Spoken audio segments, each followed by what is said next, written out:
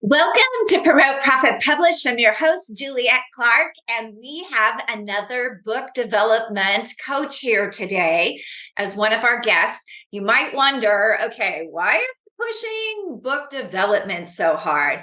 Well, we're getting up towards the end of the year, and this is usually when people decide what their goals are for the following year. So we are hoping that all of you will listen. And if your goal is next year to publish your first book, it's time to hire a book developer. So I'll get to introducing Maggie in a moment. But I do want to remind you, run over to authorsuccesshandbook.com and grab your copy of my new book, The Author Success Handbook.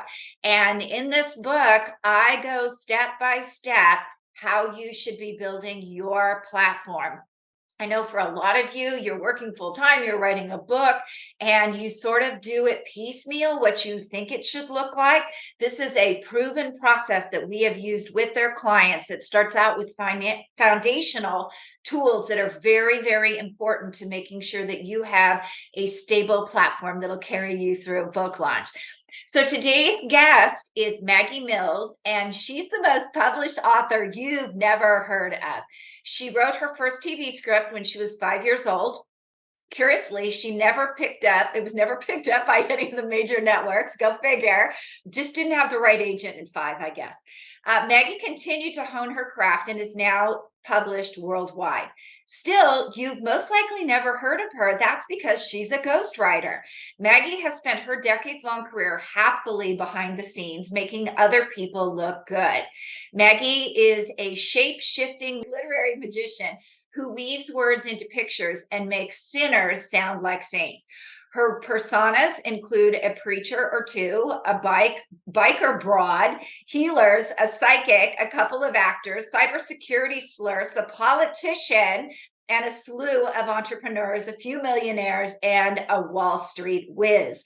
She believes that everyone has a story to share and a truth to be told. Her calling is to release those narratives from the subconscious of her clients and broadcast them to the audience most eager to read them. And I'm super excited because we're going to talk about one of those foundational tools today, finding your right target audience. So stay tuned for Maggie Mills. Hey, it's so great to have you back on the show. Hi there. This is fun. I see that we match today. We do, but my background is not as elegant as yours. I'm not an elegant decorator, which is probably why I don't have a husband. No, I'm just kidding. The big chair is to hide what's going on. To hide everything behind it. Maybe I need one of those too. You know Nina Frohreith, don't you, from the Dames? Do you know her? Her name is familiar, yes. Yeah, so she's a video person. And when 2020 hit and we had a call, the first thing she did is she's like, Juliet, you need to change your background. So I went and bought a portrait. I had like all my production boards and she's like, yeah, nobody cares about that. No, in fact, it's ugly. So you have a beautiful background. Oh, so we're going to talk today about finding the right target audience. And one of the things that I think you and I both agree on is that this is a foundational tool that needs to be done above and beyond everything. Can you take us through what you do with your clients to really make sure that that is a fundamental part of what they're building? I'm so glad you're addressing this topic because it's important and it's fun. This does not have to be intimidating for the author. And as I'm sure you experience, authors will come to you and they have brilliant ideas for books. They have a lot of knowledge, a lot of information to share. And they tell you, this book is for everybody. Well, maybe not, unless you're writing the next Bible. And I'd like to renegotiate my rate on that in case you are. You're probably not writing for everyone. And there's a good reason not to do that.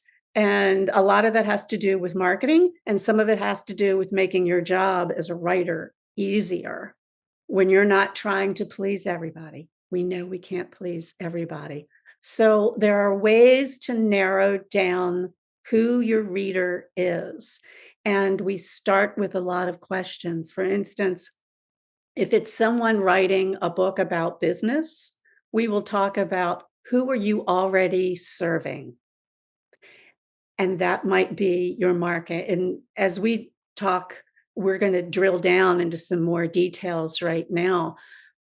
One of the things that's very helpful to the writer is once they've decided upon their target market to actually visualize the person reading their book. And as they're working through the book, write to that person.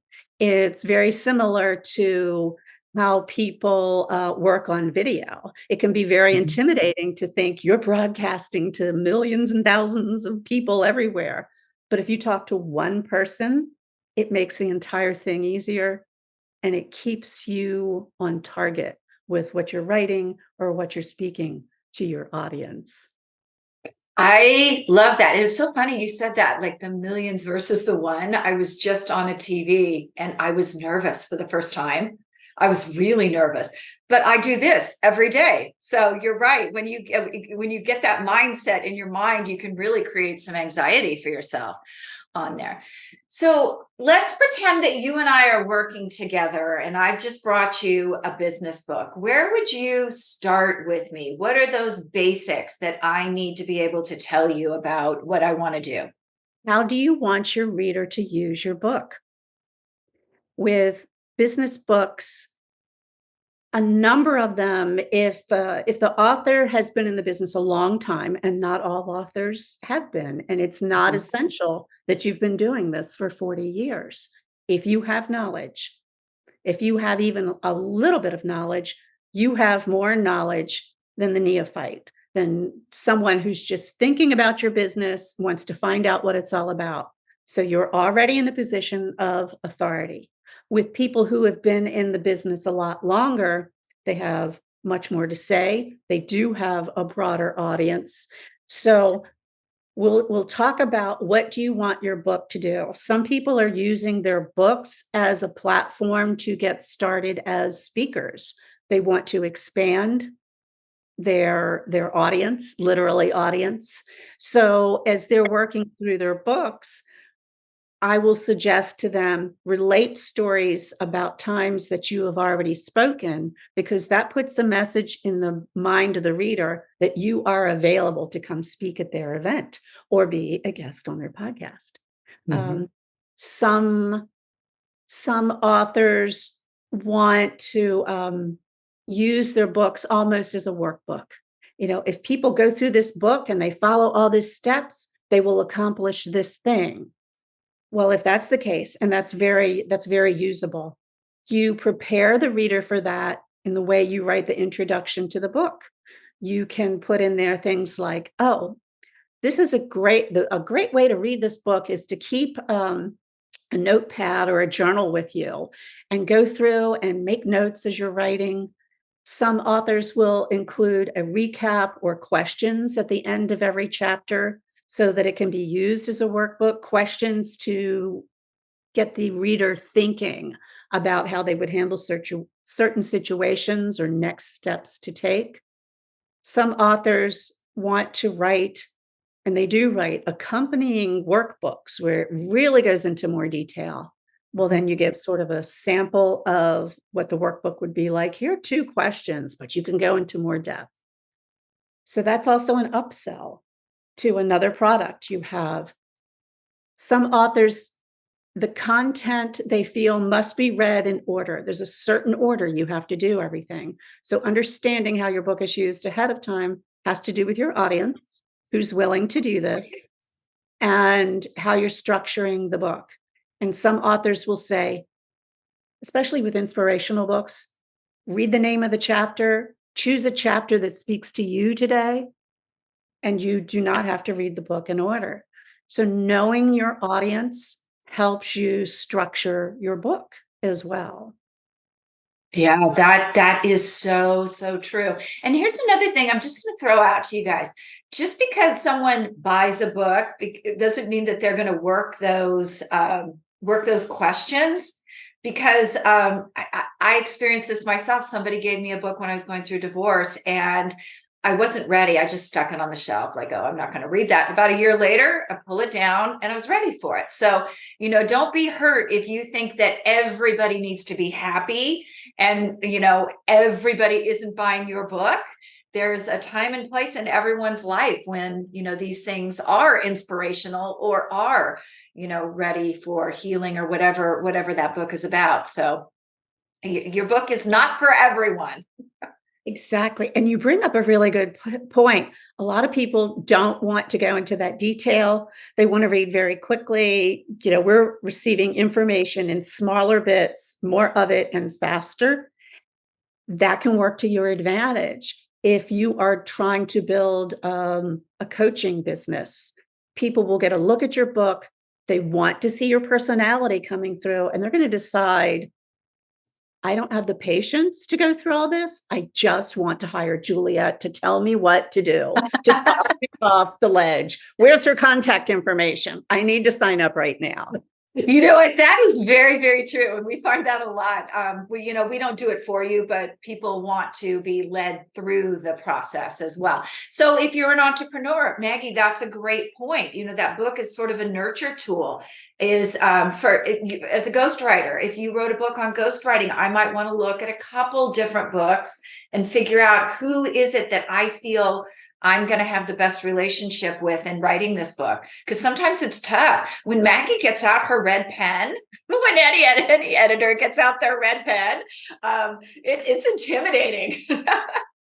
It is. It is so important for that authentic author's voice to come through.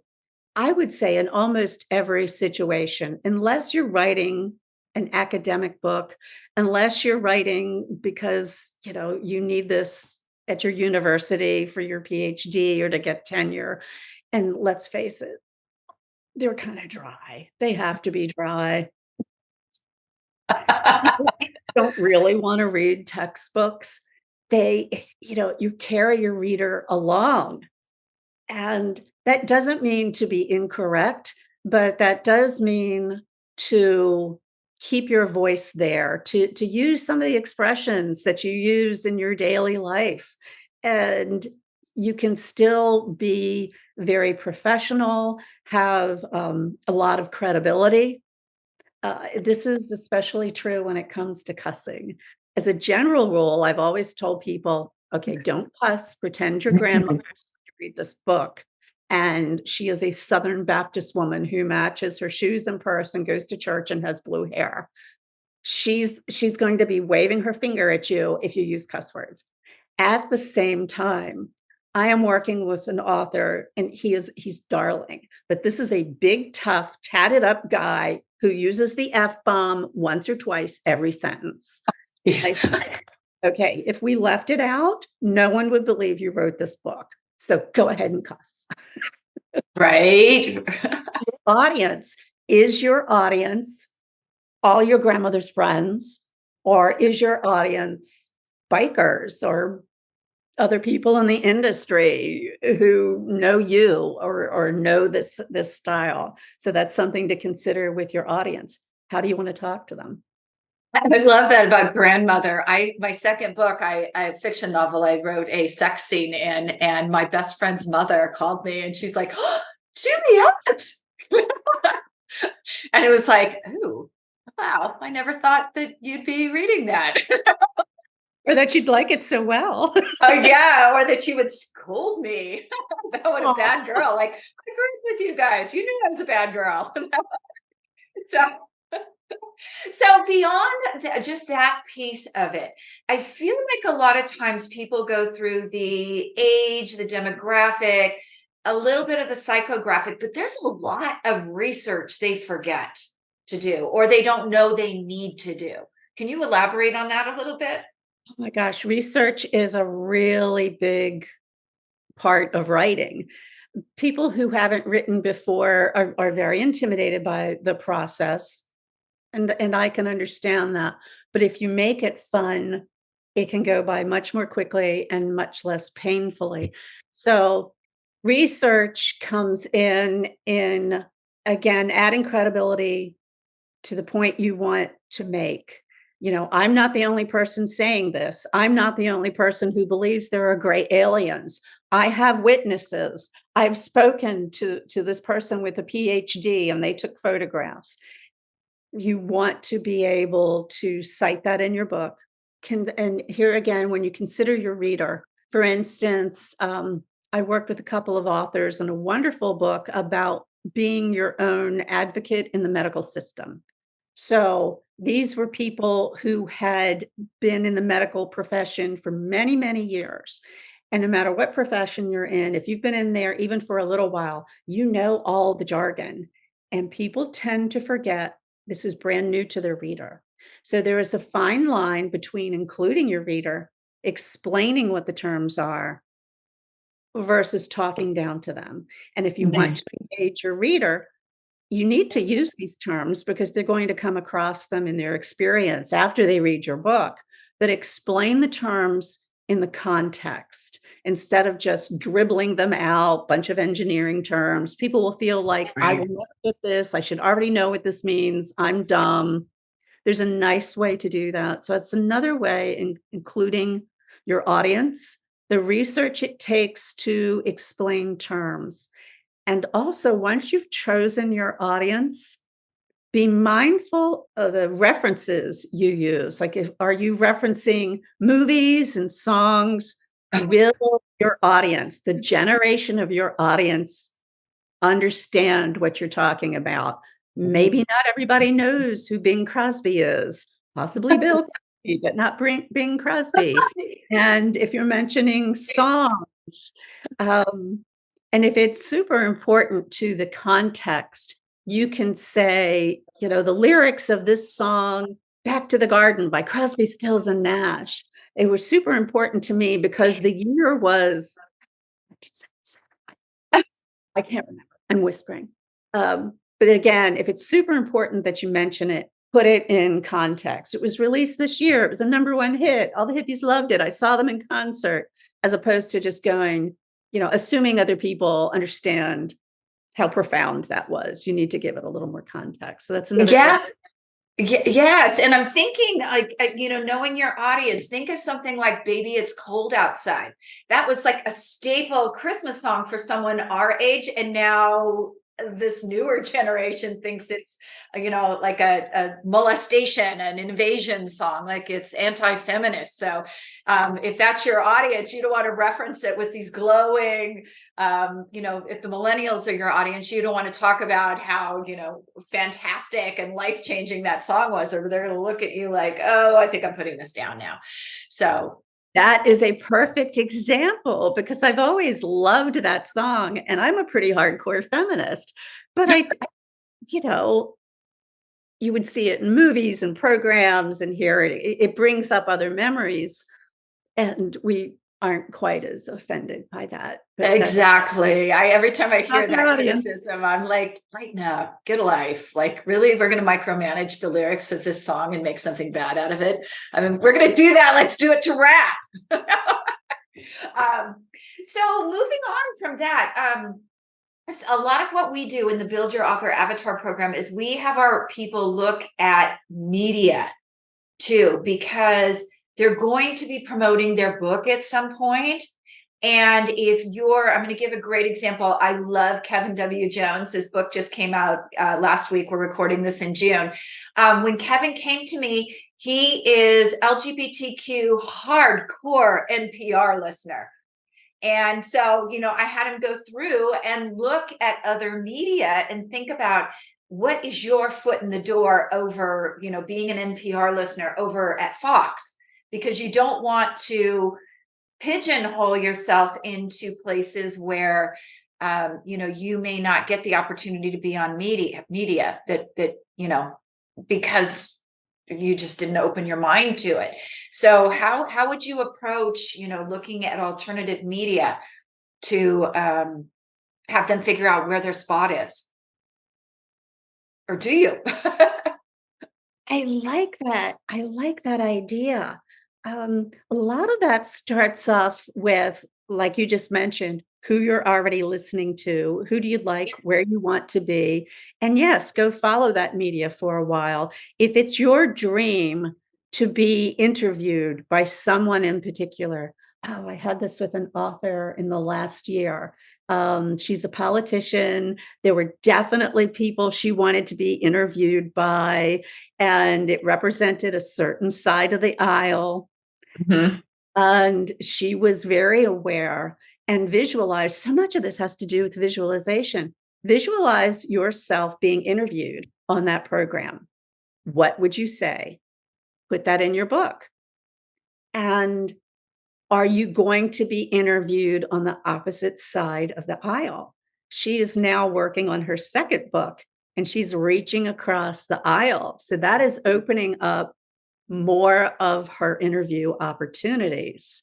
And that's another thing to keep in mind. As we were working on her book together, I said, every point you make and every um, reference you cite, people are going to look it up.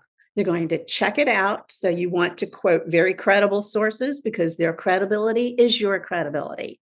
I know you like what this crackpot says, and it's hilarious, but they are a crackpot. So when you are interviewed on Face the Nation, you need to be able to answer this question. It's very easy to sling your opinions out there, but you have to back them up. You can Right. still very true with your voice. And if you want to sell your book, you cannot be the lone person with that opinion. There's a place for that, but maybe not in book sales. Right. Okay, and we actually ran into this with the late Leslie Michaels, her feminism book. She was aimed at several left-leaning outlets, and there was so much competition when the booking agents went to book her that there were much more famous names than her in the feminist field.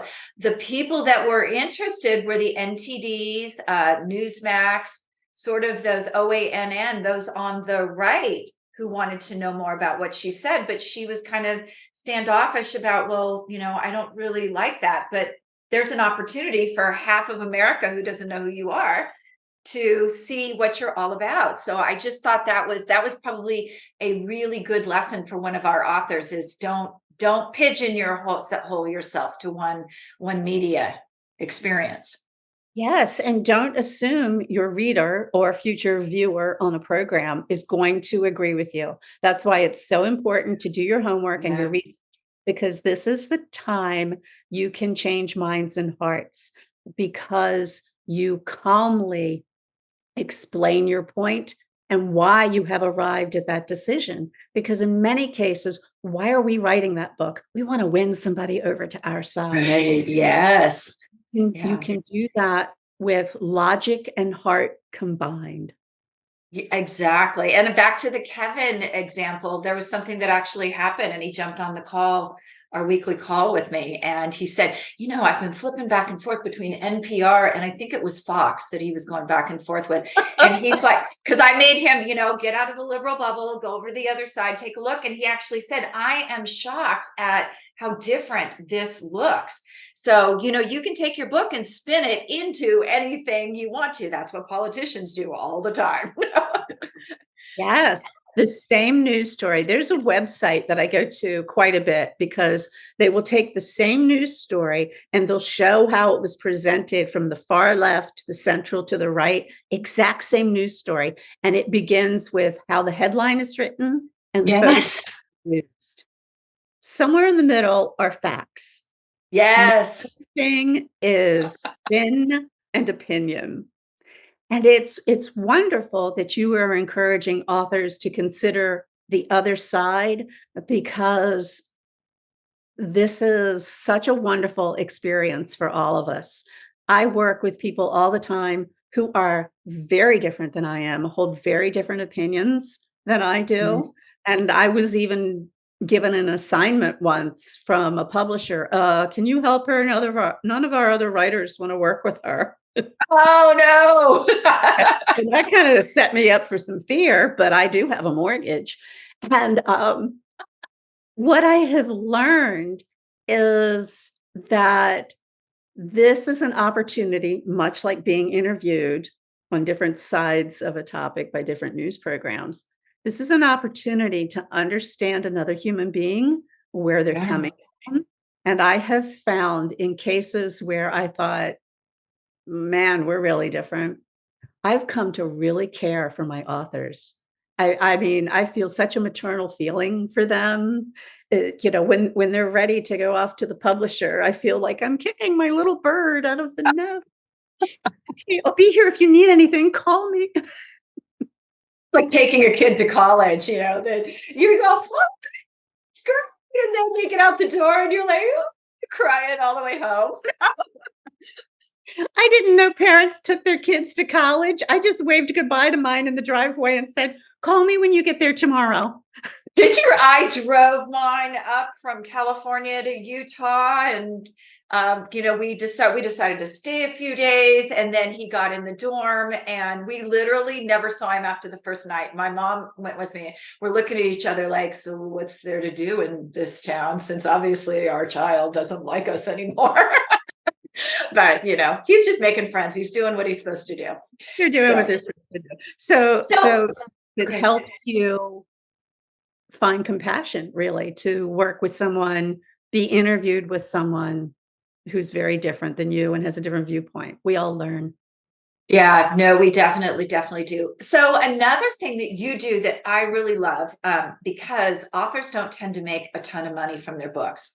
Most of the time, they are not going to directly get the ROI from their publishing that they put into it. So one of the things you and I talked about before was those next steps. What is your money maker, and how are you going to use that book to get there? Is in this process. So talk about what you do with that, because that is so important. Oh my gosh, this is wonderful. And you're absolutely right. It's one of those little things we need to tell authors up front, "Oh, honey, this is a great story, but it may not be a New York Times bestseller." I mean, it could be, but let's talk about the other ways that you can generate additional income from this. So we've already talked about workbooks. We've talked about speaking. You can be invited for keynote addresses. You can Yeah. develop a coaching business. You can bring more people into your company. You can create a program where you teach other people to teach your material. Yeah. Um, you can turn it into a podcast. You can turn it into an audiobook. Okay, come on, help me, Juliet. I know there. No, there's tons of stuff you can do there. But I think the biggest thing for a lot of our expert authors is that nurture tool. So let's say I'm going to use one of our authors, Gretchen Heido has a book called Break Free of Your Dirty Little Secret. So she is a life coach who is really niched down into, I'm going to help you be your more authentic self, but you got to do some healing. And she has a workbook with it, and she has courses. So she's not making a ton of money from that book per se, from Amazon and Barnes and Noble, but she is making money as having those as the roots of her workshop and getting people used to her work, interested in it. Workshop is wonderful because you can have an afternoon workshop. You can be brought on by a corporation to come and talk to their employees about building a certain type of skill. You can run your own workshop on an afternoon or a weekend. You can have a week-long workshop. You can take your workshops offshore. And when you write the book, you are creating content for your workshop. Every chapter in your book can be a breakout session in your workshop. So, I worked with a speaking coach several years ago. She was training me. I wasn't writing for her. She was training me how to Mhm. speak in public. I was a wallflower. And, Really? okay, clearly she's very good at what she does. And she explained to me that when you write something, think of it as an old-fashioned accordion. There are probably not a lot of accordion players anymore, but maybe we've seen these pictures, squeeze box. So you write a large amount of content. That is your book. And once you have all this content, you can repurpose it. You have the Mhm. workshop. It's very easy to make a workbook out of your larger book. But what you also have is future content for blog posts. You have all your social media content right there. And when I'm working with authors, I will pull out certain phrases and I go, oh my gosh, this is quotable Tom. Here we go. And we start making a list. This is Nice. for social media.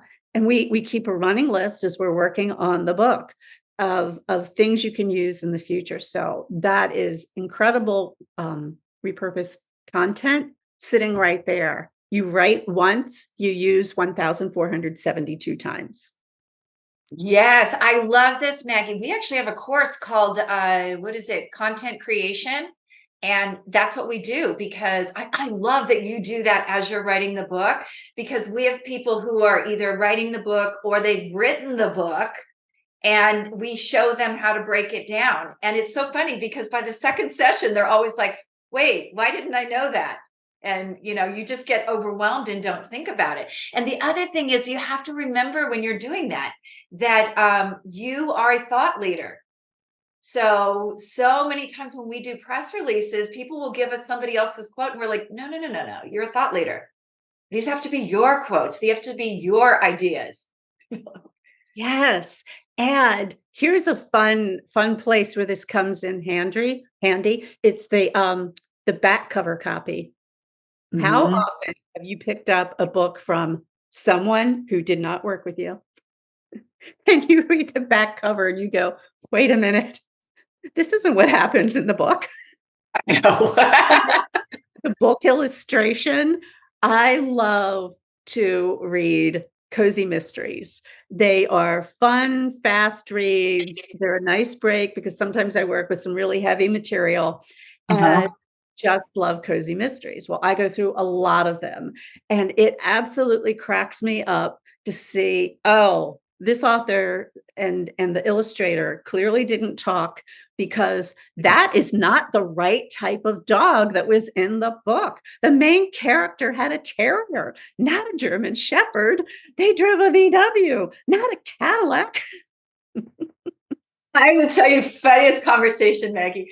My son-in-law is reading my son's book, but before, when we were talking about it, my son was describing the character, the one character in the book, and everybody in the room burst out. They're like, "There are furries in your book?" And my son was like, "Wait, no, she's not a furry." And they're like, "No, that's a furry." So now we have illustrations done of every single character because I said, if you're describing it that way and they're picking up furry and you're not, something's wrong here. Yes, so it's good to have a conversation illustrator and to really look at that back cover copy and the description of the author too. To remind the author that when you're doing your bios, which are so important for marketing your book, that your bio needs to match your book. Yes. And I think people get very tied up and impressed with their own multiple degrees. Well, that's great. But if I'm picking up your book to read about recovering from, grief, I don't care where you went to college. Right. Yeah. I want to know that you were a widow at age 30 and you got through it and you live a wonderful life now. I don't care that you were magna cum laude. Right. Stuff. The bio needs to match what you're Yeah. putting. And we always we have a short, medium, and long bio. We ask for all three, and we tell them in that long bio, we're going to be putting this on the distribution websites. So we want you to be approachable too. And a lot of times when you throw out a magna cum laude from Stanford, people are like, "Oh, that's kind of a snotty school," and not that it is. It's a great school, but like this is I'm somebody who's Harvard. I can't read this book. all right, I can't read this book. It was written by, like, Amy Powers is a great example. She's a Vassar grad who got an MBA from Columbia and a law degree from Harvard. But she is one of the most approachable people on the planet, and that you have to be able to incorporate that in, especially if you have a business and you want people to buy from your business, you have to be approachable. Yes, absolutely. So So many bios. Come on, you're nicer than this. Let's let everybody know how nice you are. I exactly. once worked with an author, bless her heart. Her book, this was actually tragic. Her book was about recovering from her husband's suicide. And she had some wonderful advice. She had a very inspiring story. And she did not want to write anywhere on the cover of the book that it was about suicide. And I said, "But your book is about suicide. Suicide. These are the people who need your book. Their spouse, their loved one has committed suicide and they are in pain. You can't have some kind of generic description on the outside about recovery because that could be anything. It could be from an injury, it could be from drugs. You need this was a struggle that took her a couple of months to include that in the description. How interesting, because there I believe is a whole category in the BISAC codes about mental health and suicide. So you'd want your publisher to be able to put that in the right spot too. We had a similar thing with one of our authors who was a child, an incest survivor, and we really had a tough time getting her to verbalize that. But that's the kind of book that helps other incest survivors as well. And I'm not sure if you've come across this, you may have, but the process of writing is also the process of healing. Healing, yes. My fiction novels were such healing adventures. In fact, I don't know if you'll agree with this or not, but I tell everybody writer's block, what it's really all about is you go to God or universe or whoever your higher power is and say, I want to write a book. And that higher power says, okay, you got it. You can do this. But then you get into it and the higher power is like, yeah, you up to the next level, but you got to heal something. And that's where I feel writer's block comes in, is when you get to that point, it's really the universe saying, okay, there's give and take here. We're going to do a little quid pro quo. And, you got to heal something. There's something bubbling up inside you and that's stopping you. So let's get it healed and move on. I agree with you 100%. And that can either impact the book's release, depending on the trauma that the author's going through, or it can impact just one chapter. One of my authors was working on a book about recovering from divorce, and we got to a certain chapter, and she realized, I'm just not ready. And I said, that's okay. Write the things you already have the material for. And then 2 chapters later, she came back and she said, this happened and that happened. And oh my gosh, I'm in a better place. I'm ready to write that chapter and add more detail to it. And even and then again, business books can be quite a bit about memoir. There's sort of a combination of autobiography and business advice. Um, People in the process of writing their books, many times their family is not aware of what's going to be in that book. And Yes. this is an opportunity to have a conversation with the people in your life. Hey, I'm going to be talking about this in the book. It is talking about you. I may or may not use your name, that's always to be decided later, but it's time you know how I feel about this or what really happened. And I witnessed the most beautiful healing conversations happen in families because someone's writing a book. Yes. Actually, Granny Heist, my third fiction novel, has a lot of the truth about our family in there. And when my mother picked it up, she's like, she actually had the book in her hand. And she's like, you can't publish this. People are going to know it's me. And I'm like, well, Mom, you got it in your hand. It's done. But she really was quite frightened. She's like, oh my God, if anybody knows you and they know me, they're going to know it's me. Well, there's not something, there's not so much bad there. It's just you had an unfortunate childhood and I just put it into a fiction novel. So yeah, you're right. Those conversations can happen. I don't think there was one point in the book, I have to tell you, healing wise, that she was not happy with. I had this description of a very rough bar in a town near us, down to the T. And she asked me, she said, "Did you go back there as an adult?" And I'm like, "No, Mom. I spent an extraordinary amount of time as a child in bars." And she was a little offended. And then she was like, "Oh, yeah, maybe you did." Oh my God.